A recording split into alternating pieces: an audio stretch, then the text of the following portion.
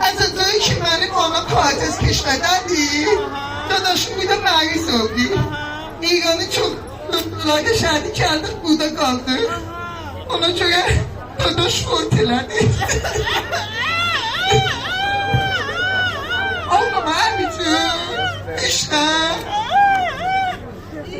Ben ağlayayım sensin.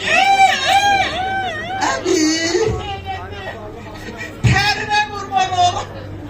abicim, Akıllarından terine ben oğlum. abi. Gamgin boş, dünya çiziniz. Allah yemin Abi, benim senden izdivaca 3 tane şartım var. Yani, Başladı yine, başladı yine. O günü lanetli oturuştun, imamzadalara nədir deydin, emirinem nenen geyli sifra atıydım, bir nəfə er tapılsın. İndi er tapıldı şartım var. Eminəm. Ya sen ne öyle diyeceksin? Bak bir dakika. Annem diyor ki, sen sidaqətlə gəlsən, Ruraz, mən də istəyim sənə düz danışam. Düzün axtarsan, İnşallah Allah diyen olsa biz evlensek ha.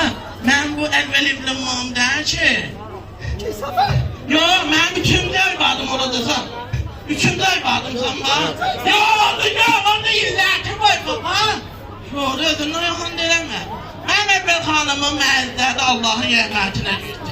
İkinci hanımın uşaqlarla bahəm ayaqlarını tutdular. Bir başmağa ki, biz gəl İrandan gedək, biz gəl